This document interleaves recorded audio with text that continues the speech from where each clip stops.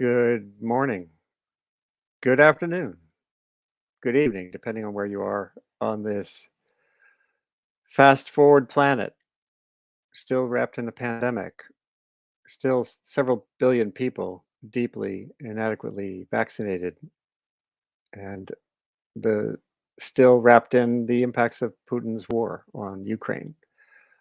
The headlines out of Somalia are that the food crisis there is intensifying with the lack of grain from the breadbasket of Ukraine and Russia. Russia has been essentially hijacking that Ukrainian grain at the port, and those effects are only going to amplify. This is Andy Revkin with some technical difficulties here, technical difficulties, and we'll work through that. I'm in rural coastal Maine. We moved here now. I'm still setting up the internet access. We have Starlink, Elon Musk's system, but there are too many trees on our property to have a full view of the constellation of a couple thousand satellites. So this may freeze off and on. My guests won't. You'll be able to hear them no matter what. Today is the Friday climate and environmental news review of the Columbia Climate School.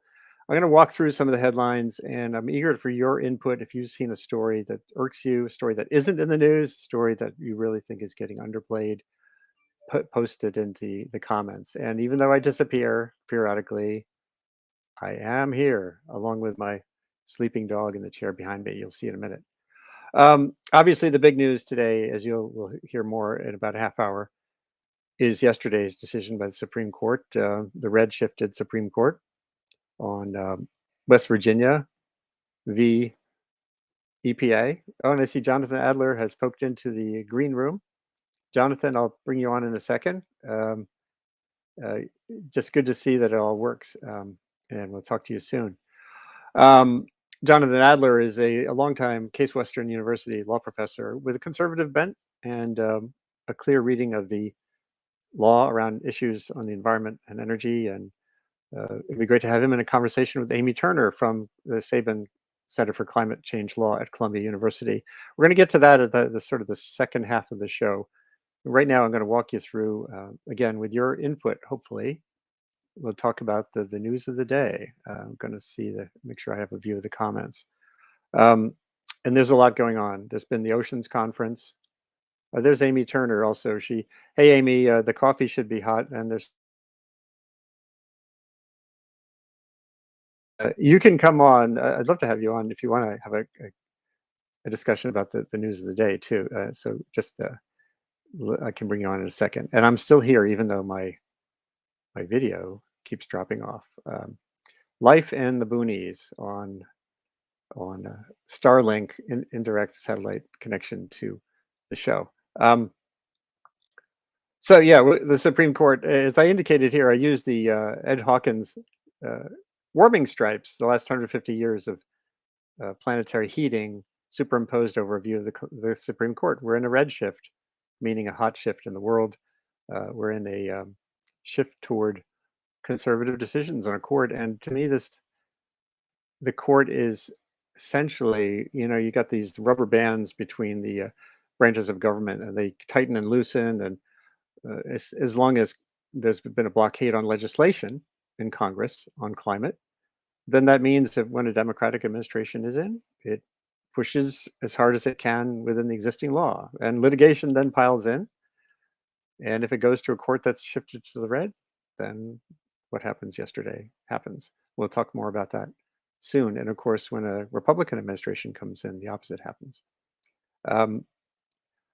My guest will be Amy Turner, again, environmental lawyer, senior fellow, focused on cities and climate, and Jonathan Adler, who you likely know through the Volok Conspiracy blog, which he's been running for a very long time. I do want to wish a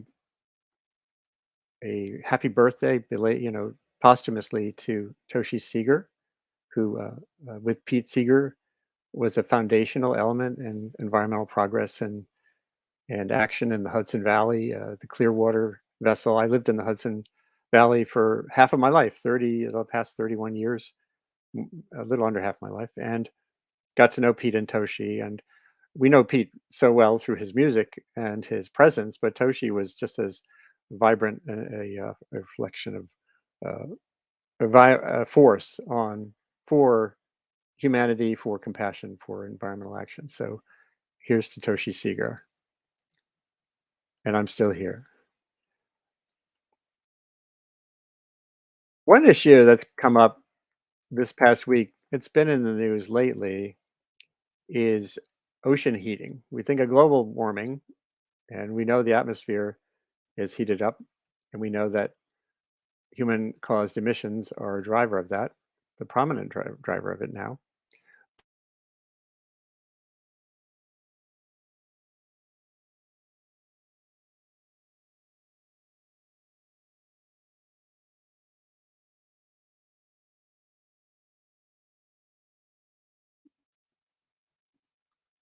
Please be patient through the freeze ups. I'm still here.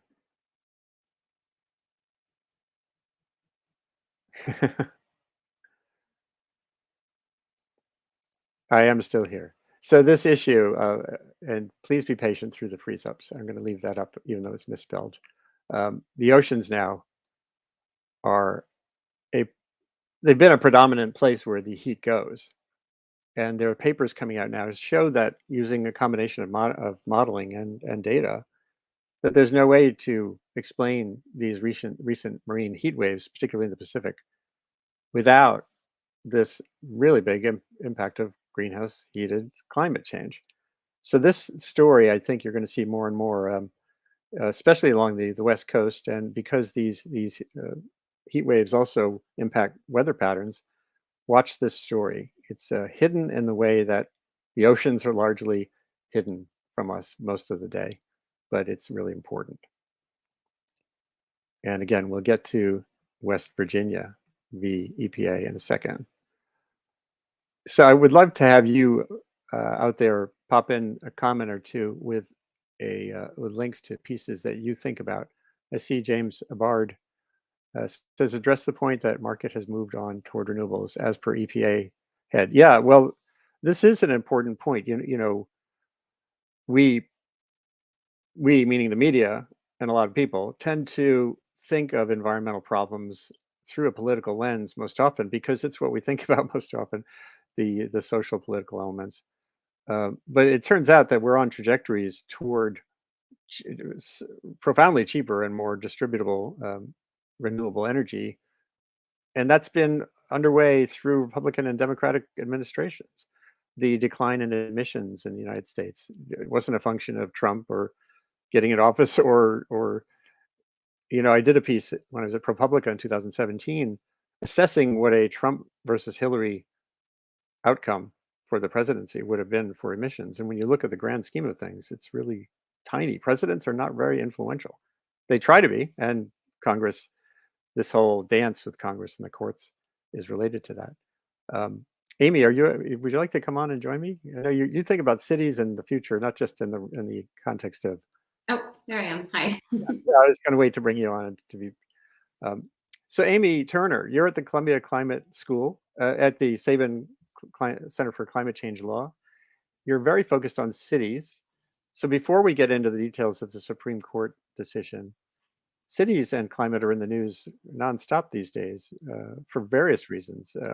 Transportation futures, heat is the big one, and energy policy. So what's on your mind this week? Putting aside that big chunk of your mind that was related to the SCOTUS decision. Yeah, I've been getting a lot of questions about the SCOTUS decision, and my response has generally been, this decision has nothing to do with local authority to act on climate. And so sort of underlying that are all of the amazing things that cities already do on climate change.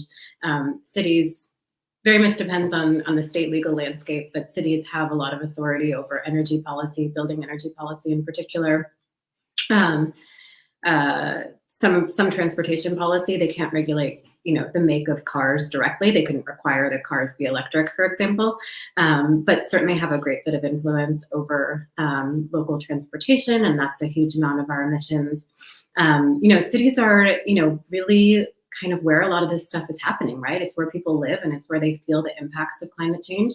And local government figures, generally, by and large, are well positioned to hear the concerns of their city's residents and to address them in a way that hopefully can be responsive to the climate crisis and also to other crises that their residents might be facing. And this is, maybe we could talk briefly about New York City's law 90 something. 97, local law 97. It's a tough one. I've written about this issue of having 1 million buildings in a Yep. city, and knowing, I think when we all think about the future, we tend to think of some bright, shiny, new future. But actually, under Bloomberg, one of his last speeches in office had this amazing statistic about, like, this was 2014 or so, that 85% of the buildings that will exist in 2050 already exist. Yeah, So yeah. this is not like we're building some magical new place, right? Correct. I remember hearing that statistic as well. It might have been 90%. But Now yeah, it is. Now it is over 90%. 1 million buildings in New York Yeah. City. Most of them are still going to be here. We might get a few. We'll obviously have some new development, but yeah, when we think about decarbonizing the building sector in New York City, it is by and large not about new construction. We've got to regulate new construction so that we, don't keep digging ourselves further into the hole, so to speak. But a lot of this is going to be about retrofitting existing buildings, and that's hugely challenging.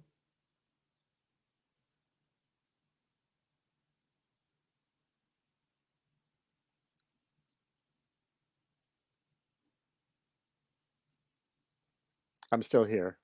Okay. Sorry, it's the trees. I have to cut down more trees. Oh no, Kind don't do that. No, I know. I'll be planting others that are not in the way of the satellite. So anyway, I'm still here, and people can still hear you. So yeah, and this gets to me. I've written a few pieces about retrofitting at different scales, and it's just such a challenge because it turns out it's not just about heat pumps, for example. Right. It's about the capacity for change. And there was a woman, Ozgam Ornektikan, in New York City, who was leading the school department, the city DOE's education department, sustainability work. And when they got a big grant to put in new heating cooling systems, she went to the union, and they didn't have anyone who could do that stuff because it's like high tech. Yeah. So so there's an education component, a training component, Yeah. legal component. How does that There are a all lot of work? pieces to it. Certainly workforce is a big part of it. Local law 97 does aim to sort of scale up the local renewable energy jobs, but training and workforce development is a huge part of it. When you think about retrofitting, it's not just one thing. It's not just heat pumps. You've also got to make buildings super duper efficient, right? You've got to make them as efficient as possible so that they're not drawing down the grid more than is necessary. Because if we put all of our buildings the way they are right now onto the electric grid, we're not going to have enough electricity. So you've got to electrify, make them more efficient. Sometimes buildings need some TLC before they can even be retrofitted, right? So if you've got a moldy basement, for example, or a damp basement, you've got to fix that problem before you can make the building envelope super tight and efficient, because you'll end up with mold, right? So there are a lot of reasons why this is pretty complicated and can get expensive. Certainly not reasons not to do it, but there are a lot of challenges with retrofitting the existing building stock. And I froze a little while ago, but I'm still here. I know the Sabin Center also has a growing practice or focus on getting past some of the hurdles to renewable expansion, some of which relate to cities too, in the sense that New York City is kind of an island still. To get more electricity from outside the city in, you need more pipelines of Yep. electrons. And when you think about success beyond the retrofitting problem, getting clean electricity where it needs to go is another one. Is that something you focus on too? I don't personally. We do have an initiative at the Saban Center, the Renewable Energy Legal Defense Initiative, that works with community groups that are in favor of renewable energy projects, including transmission, that are facing opposition. And you're right. Certainly, New York City faces some obstacles in greening the grid. Right. The state has set a target to completely green the state grid, and so that should bring the city along. But the city is in kind of a different part of the electric grid, and it is harder for us to fully decarbonize. For sure. And when you beyond New York City, not every city has the same sort of density. Like LA, Phoenix, there are all kinds of other challenges that come to pass in these other areas. Yeah, so my work really focuses on cities around the country, sort of the cities that don't necessarily have the resources that a New York City or even a Los Angeles has to figure some of these things out. It is quite challenging because you can't necessarily just cut and paste a climate policy from one city into another city.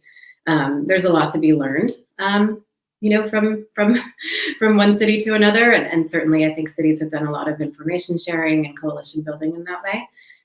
But cities face different, geographical limitations, demographic situations, fiscal limitations, and then a piece of it that I work on is, the differences in legal frameworks that apply in different cities. That's great. Jigar Shah, who runs the energy department's loan program now, who was a solar innovator, entrepreneur, investor before that. He was on the show recently. Sorry, I am here, and he's got now billions and billions of dollars in loans available for all those municipalities you're talking about. He says there's 19,500 municipalities in America. He said what they need is the motivation and awareness to prod their powers that be, elected officials, to understand that there's opportunities moving to LED lighting, street lighting, moving to electric school buses and the like. And some of that feels like very relevant now in the context of what we'll talk about in a few minutes, the Supreme Court ruling, which is sustaining momentum, Yeah. and common sense that movement actions that can happen anyway. How important is that non-legislative, that community building that isn't just about getting into the street and yelling about climate change, but more about, hey, here's something we can do right now and a way to pay for it. Is that a Yeah, bigger I mean, the part way than to people pay think? for it is key, right? Like local governments are, for the most part, pretty fiscally constrained. Don't necessarily have a lot of extra dollars lying around in the budget for some of this stuff. So that's a huge help. I think that the department has done a pretty good job of helping local governments figure out where those funding opportunities are and figure out how to access them. There's always more that could be done, but one of the things about local governments, they're not all New York City. They're not all even like an Albany or an Ithaca or a smaller but still a city. A lot of these places have very few people working for them, and they have the staff has a broad portfolio, right? So whether it's the sustainability office where there's perhaps one sustainability officer for the entire community, and they're supposed to know everything about sustainability, or whether it's a legal department where the lawyers in the legal department have to focus on everything from taxation to parking to, zoning to a whole bunch of things that are, bringing climate into that are not necessarily going to be in their wheelhouse. They won't have capacity perhaps to get smart on them. So I think it's a lot of it is really about bringing the opportunities to local governments and then showing them exactly how to take advantage of those opportunities. For sure. I've seen that over and over again in the Hudson Valley, which I just left when I moved to Maine.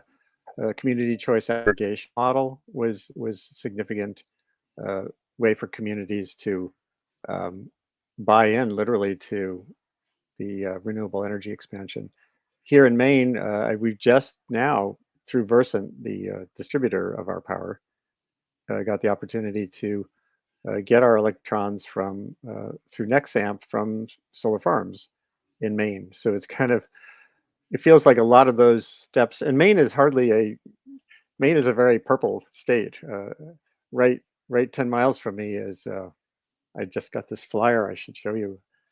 from a constitutionalist who's running a project, that's really pretty disturbing to me. But so it's a state with lots of deep divisions, but these options are available here too, as someone has said here. Maine, voted down this having hydroelectric power come through toward Massachusetts. There's still this regionalism, factionalism, and these competing environmental priorities can get in the way too. I'm going to see if Jonathan wants to come on and join us because we're getting close to that. It looks like he's saying yes. So hold on. Because Jonathan, I know you think about all these things, not just in the Supreme Court. A lot of them. I mean, I think there's a lot of, I focus a lot on the stuff in courts. And then I focus some on how to think about how our system of administrative regulation is or is not a good way to pursue some of these goals. I think that too often we assume, oh, well, you have a regulation and then voila, it does what it does and problem solved. And that's no more true with that than with anything else. And I've done some recent work trying to put some focus on the fact that adopting regulations takes time, finalizing them takes time, implementing them takes time, enforcing them takes time, and resources, and effort, and staff, and so on. And that's even before you get to the legal challenges, which, as this week reminds us, are also an obstacle. And that in thinking about which strategy we should pursue, we have to look at each strategy, warts and all, and that's true on the regulatory side as well. So, but yeah. So now's a good time for each. Let's back up slightly, and I would like to ask each of you a question, which is I try to ask almost everybody on the show before my internet freezes again, which is how did you become who you are so far? So, like, what shaped your journey? Just a quick little bio sketch on that. And so, Amy, maybe starting with you, you could focus your talent, your legal talent, your personal skills on any issue, but what, in this brief little mapping, led you to be focused where you are now? Yeah, it's a good question because I did use my legal skills on other issues for a while. I was an environmental lawyer at a law firm, which in that context meant that I advised companies who were buying other companies or companies that were doing stock and bond issuances on the environmental liabilities and issues associated with their transactions. It was not super fulfilling to me.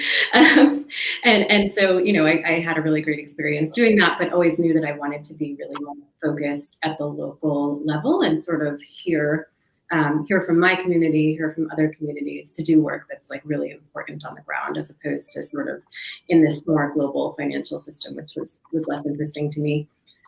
So, I took clients on my own for a while. I took them in New York City.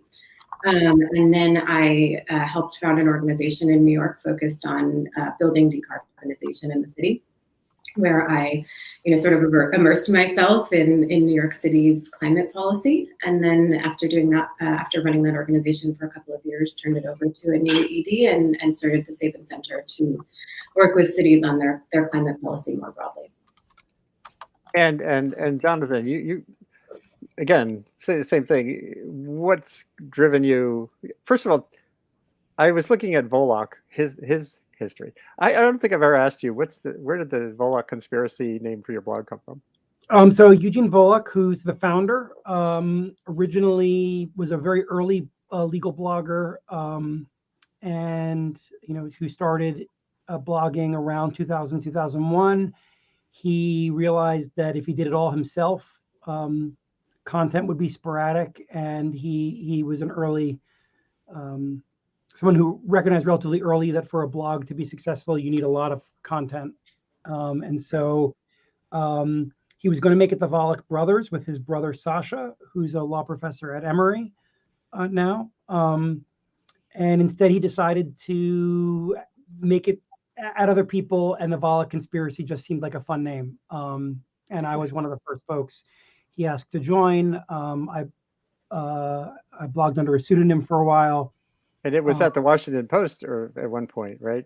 Yeah, so we were independent for a long time. We were asked to join the Washington Post at one point, and we did that. They wanted to put us behind their paywall, and we said no. And we kind of knew that that was a possibility when we joined the Post, that our initial agreement with them kind of agreed to postpone that, but we structured the deal that if they ever tried to put us behind the paywall and there weren't sufficient workarounds that we could inform our readers about, that we would go elsewhere. And so we're now hosted by Reason, Right.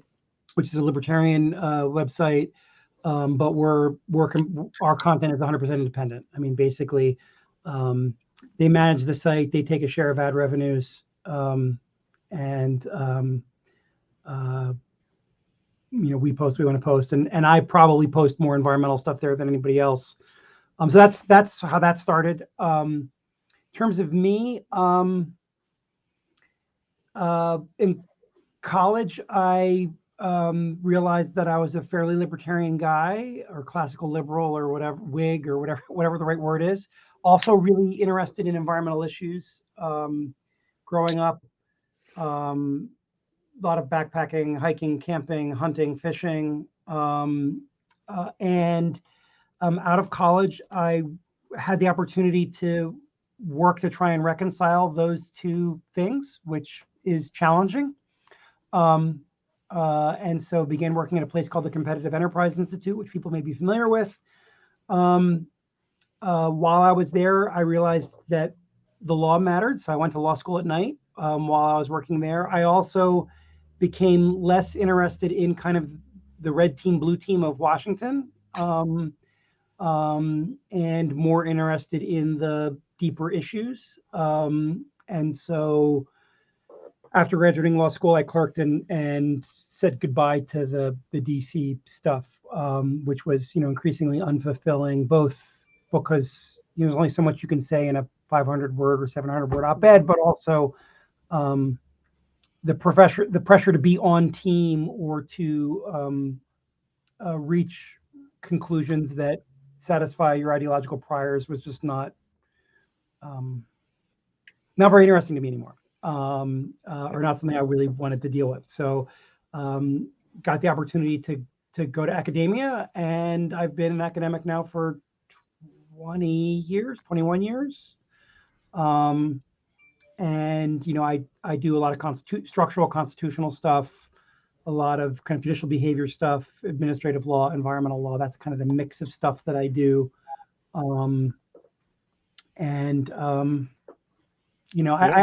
find it challenging. I said I retain my general classical liberal orientation, and I think that's an area.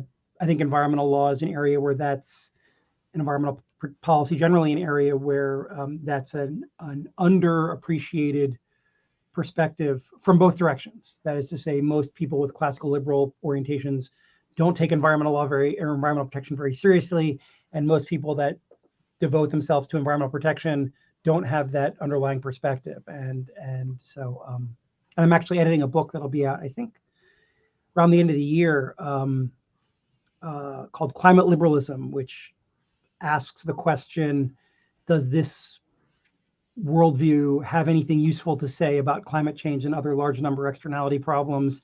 And half the contributors to the volume think so, and half the contributors to the volume are highly skeptical. So that may be of interest to folks. That I think will be out from Palgrave around the end of the year. And one of the things that we're doing. I want to ask you both a question about the toolkit, because we're talking about law here mainly. I'll show some excerpts from the decision in a minute.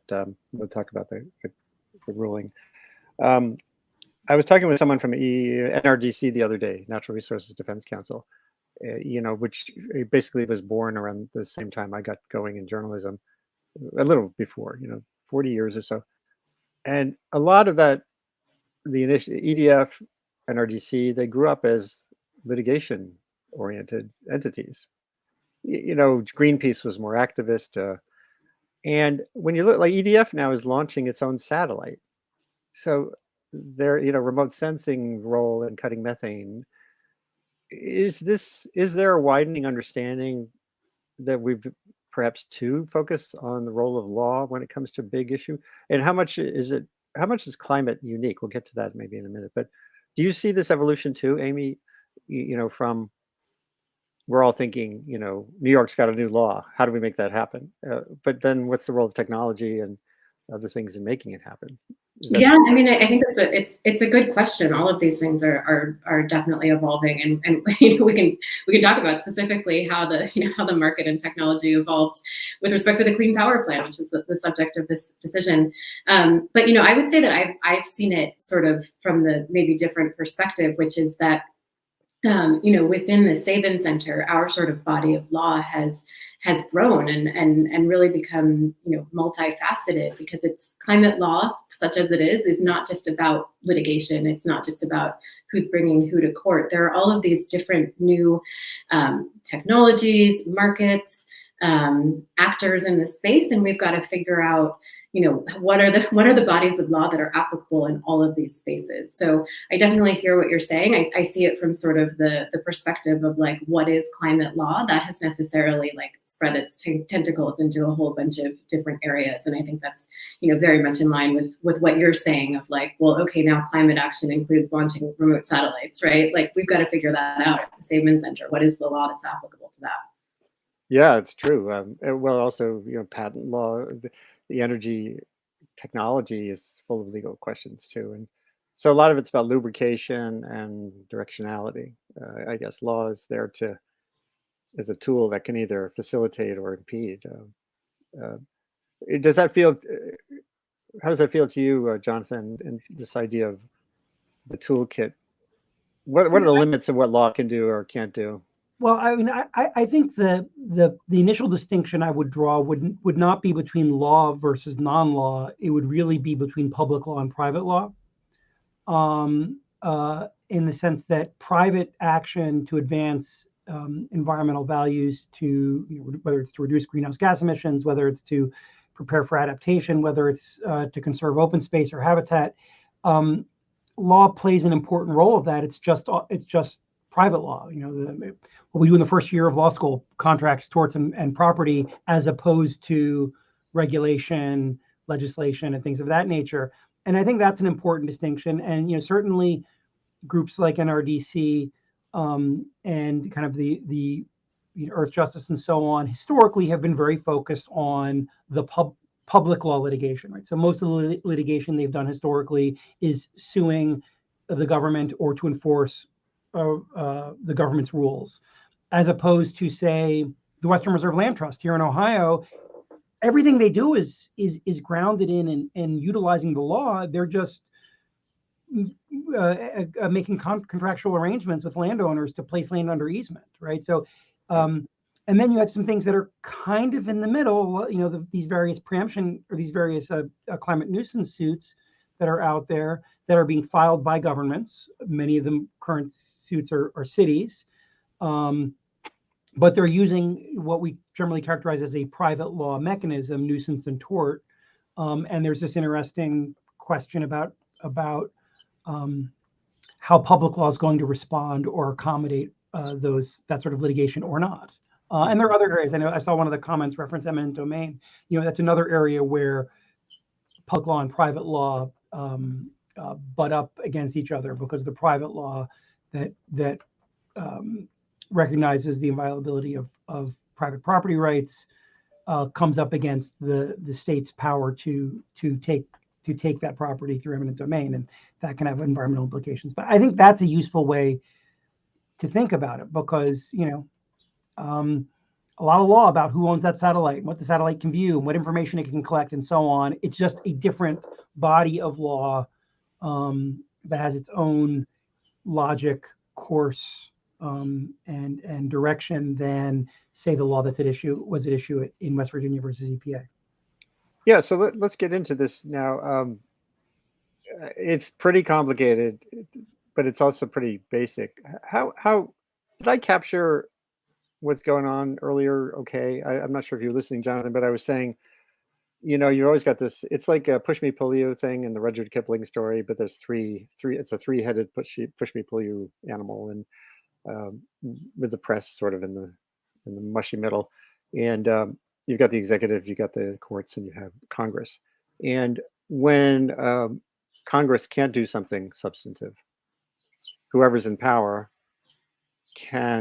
tends to try in the White House tends to push as hard as they can with executive means, and the court is there to adjudicate. And of course, now the court has shifted pretty profoundly to the right, and which makes it not surprising in some ways that would happen. Is that the basic dynamic? And then we'll get into the specifics. Somewhat. I mean, I think that if one looks at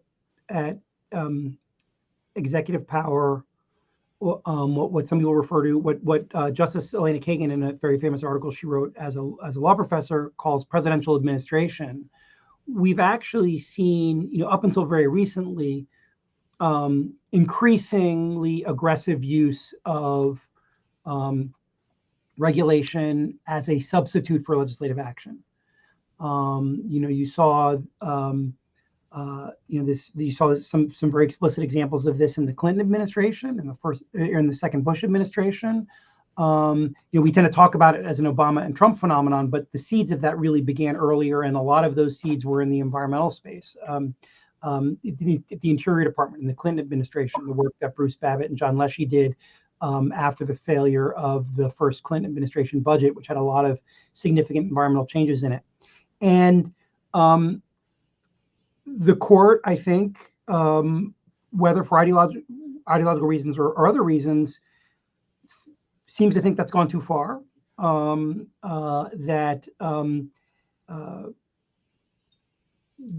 That agencies get their power from Congress, and that Congress needs to be more in the game. That it's not surprising that happens when the ideological orientation of the court and the White House are different. But I do think that we saw some signs that the court had reached this point under the Trump administration as well. And the question is then whether Congress is going to return to its role. There is a debate about whether or not allowing the executive branch to fill that vacuum reinforces the dynamic by discouraging Congress from reasserting itself. Because if Congress asserts itself, it has to take responsibility.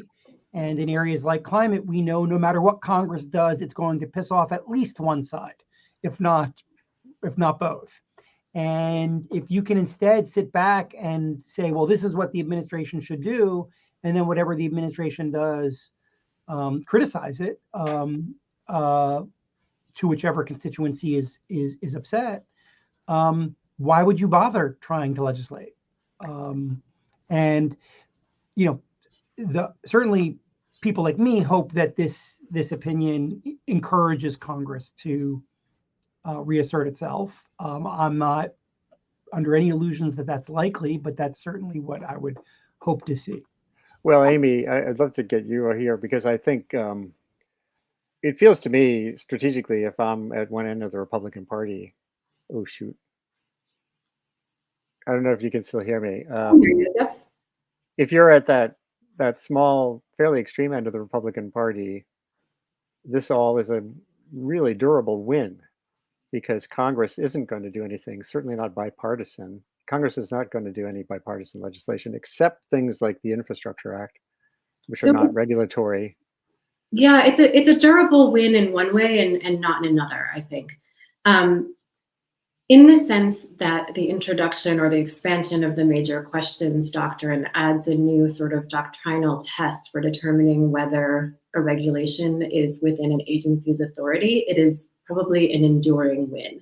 We are always going to have, opponents are always going to have another tool in their toolkit for challenging agency actions, EPA actions.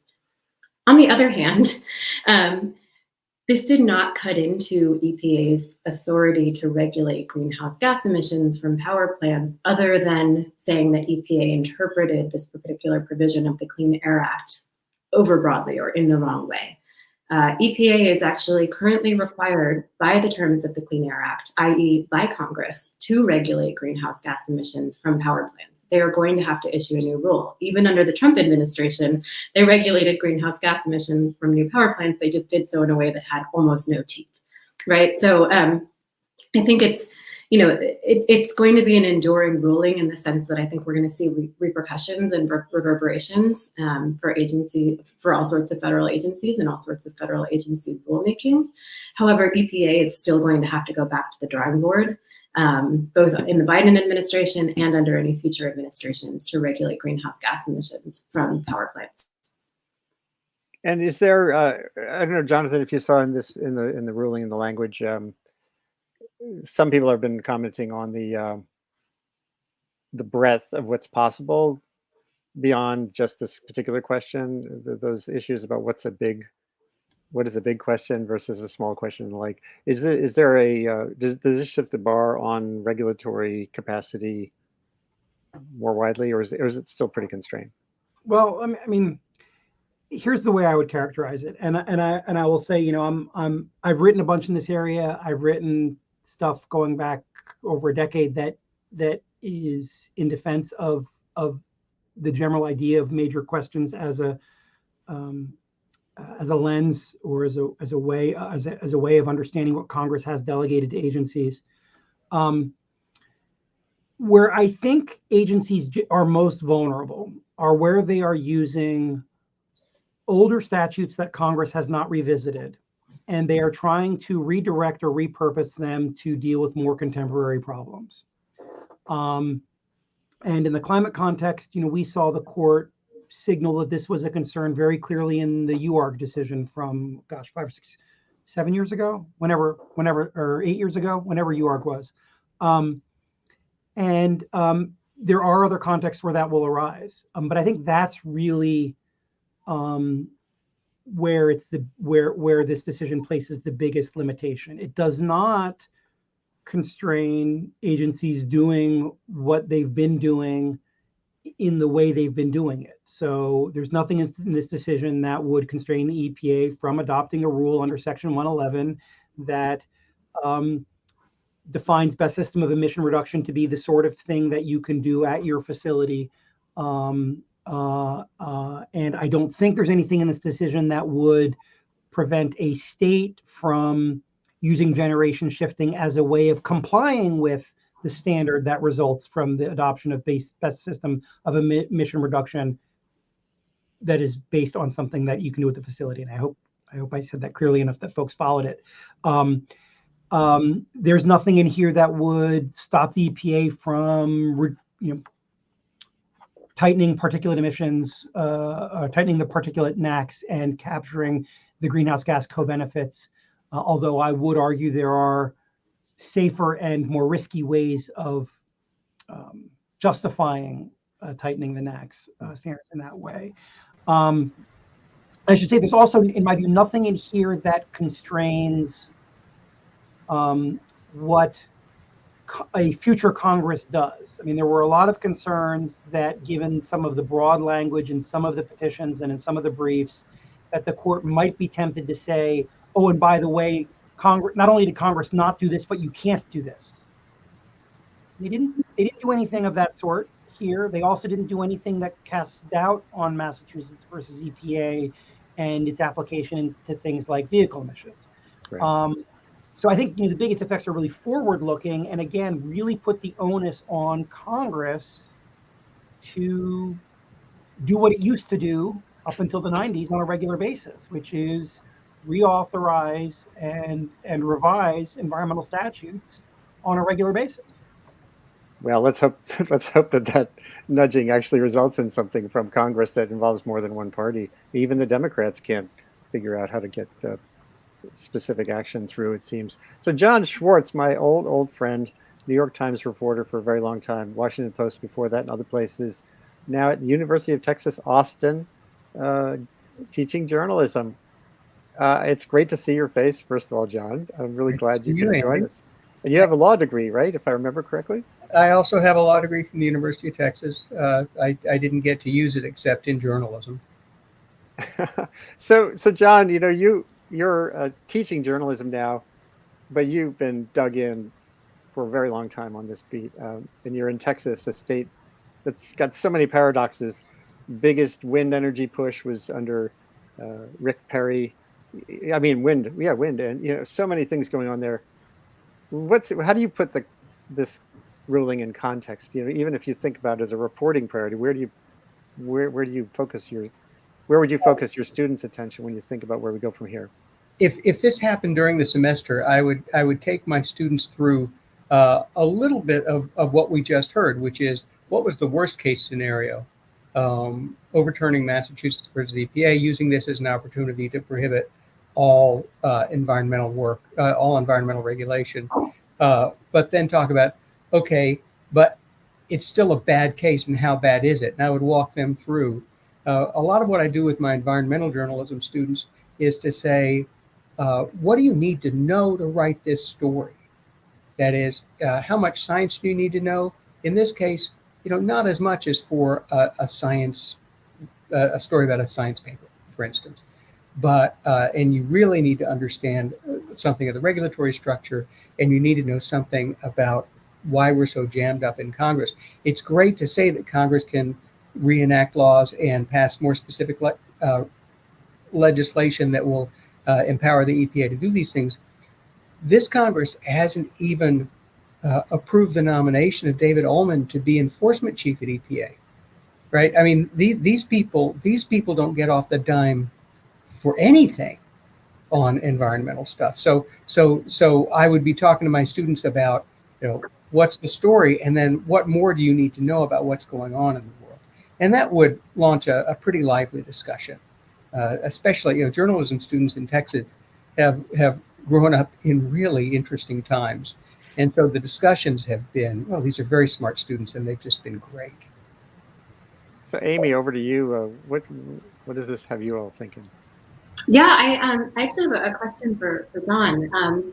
So, I think one of the things that happened in the moments after the decision was released was that journalists, and folks on Twitter, or I should not conflate, but journalists, started putting out headlines that says, court strips EPA of its ability to regulate greenhouse gas emissions from power plants.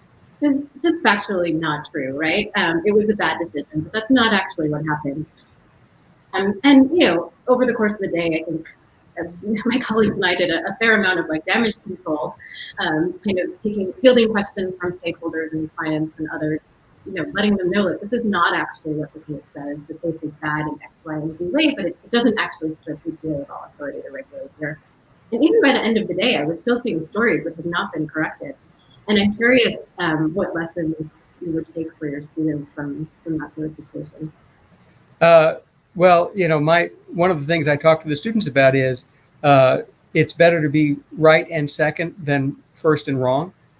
You go back to you go back to the Obamacare decision from the Supreme Court, and everybody raced down the steps of the Supreme Court with the document in hand, and people started reading it. And the first half of the Obamacare decision said, yep, this is terrible. It's not, it really doesn't make sense. And only in the very last pages did it say, but it's a tax, so we're going to say, okay. It falls under the taxing authority. We're going to approve it. And so people who ripped and ran said on national television, Obamacare is dead. And people who waited and read the entire decision and got to those final pages said, oh, wait, it's not over yet. It's just been roundly criticized by the court, and then they found a way to say, okay. That, especially with a legal decision, you gotta read it. Now, as one of the attorneys in the newsroom, I would get called in to go down to DC for the day, and I would be in the Washington bureau, and we would get whatever the big story was from the Supreme Court that day, and the Washington bureau chief had to put out an alert as soon as possible. The Supreme Court said this, and Adam Liptak, the Supreme Court reporter, was actually writing, and I was one of the people just reading as fast as I could so that this editor could put out a one-sentence alert that we didn't have to correct, and it's frantic, hard work. It's very easy to get it wrong. The thing that happens, though, is when you do get it wrong, you've got to go back, as you're saying about these news organizations, you've got to go back and fix what you did wrong. You've got to correct. And if you don't, you're committing malpractice.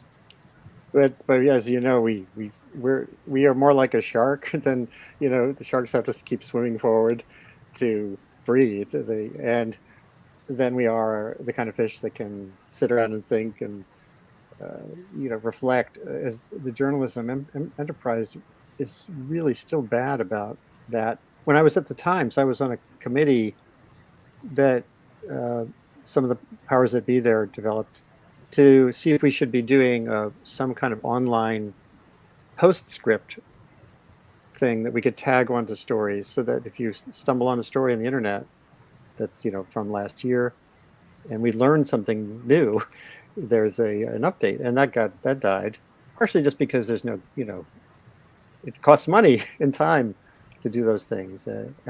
So John, I'm worried that we're still not really set up to do that. One thing that got me into blogging, like what Jonathan has done, my .earth blog, was it is more of a dynamic living learning journey kind of way of writing, and it's not putting out a definitive report, because it reflects the evolutionary nature and complexity, at least on these kinds of issues. So I'm still worried that journalism is, especially in this online age, I don't think we're there nearly yet, which is good, because that means your students really make things better.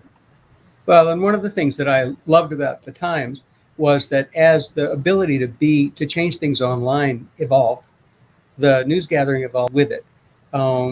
Times stories can be changed and changed and changed as things come up, and at least in my experience, if a first take on something was wrong, even if it was something that was slipping by in real time as the story was being edited for publication, those first online versions would be corrected. Again, at least at the Times. And if it was a substantive correction as opposed to just a flub, there would be a correction appended to the story that said, in some versions of this story, ... we messed up. We messed up. And the ability to correct is one of the best things about going online, is that you can fix.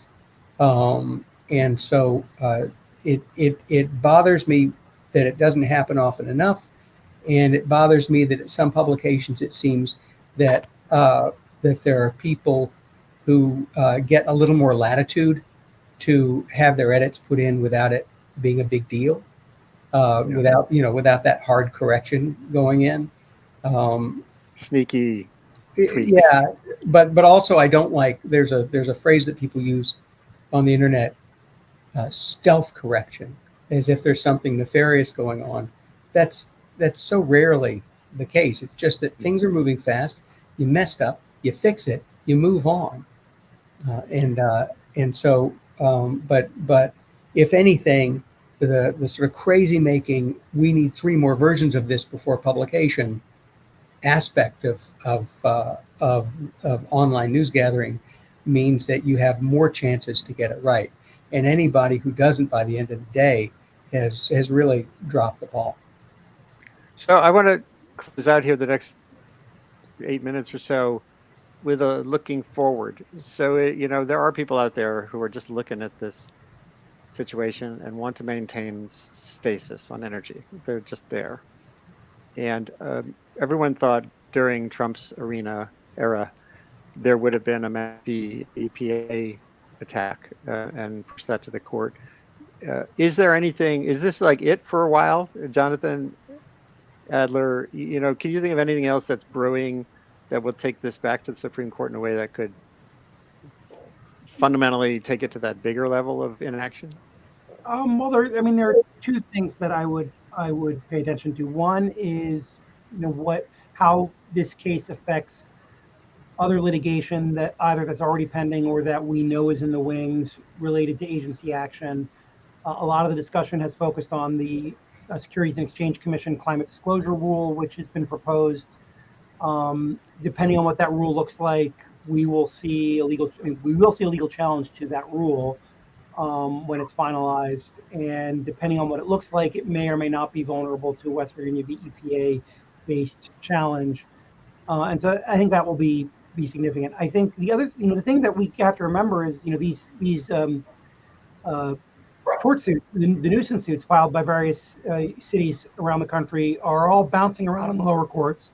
The fossil fuel defendants in those cases have been trying to bottle those cases up in various procedural maneuvers, somewhat successfully from a time standpoint, in that they've dragged those cases out, largely unsuccessfully on the merits. That is to say, with the exception of the New York case, which is kind of special, efforts to pull those cases into federal court and then to use that as a way of getting them dismissed have thus far failed. And I think appropriately so, in the sense that I think that the removal and preemption arguments, while colorable, are quite weak. But those cases are bouncing around, and one of them is going to get to the Supreme Court soon. There's the most recent one argued, I think, was in the Third Circuit. So we'll get a decision in that, perhaps over the summer, end of the summer. And I think depending on what happens there, I would expect the fossil fuel defendants to seek Supreme Court review. And that'll be a big deal, because if the Supreme Court ends those cases, that not only matters for those cases, but those cases are a bargaining chip if we were to imagine what a legislative deal might look like. Right? What can you give fossil fuel companies in return for my dream, a carbon tax, or in return for something that can be used to drive down emissions? Well, one thing you can give them is some degree of immunity from these lawsuits. But if the Supreme Court were to put the kibosh on those suits, that bargaining chip goes away. So I'd pay a lot of attention to that. I think those cases matter a lot for what happens going forward. And Amy, looking ahead, if you could prioritize the Sabin Center's legal activities, just say, here's where we need to be thinking forward. What would be on your mind? I don't mean to throw that at you, but I'm throwing it at you. And John, I'd love to have you finally capture. I really think it's got to be all of the above, right? We were dealt sort of a significant blow yesterday in our combined response to the climate crisis. But we still need a robust federal response. We need states and local governments to step up and do what they can on climate. It's about resources and about political will, but it's also about, like, from a legal perspective, who's in what lane, right? So states and local governments have a lot of authority to regulate building energy use, for example, whereas the federal government, even if yesterday's ruling notwithstanding, has a lot more authority to regulate the, to kind of change the composition of the energy grid. States have some authority there as well, but it's really about every sector of our economy, which means it's about every level of government.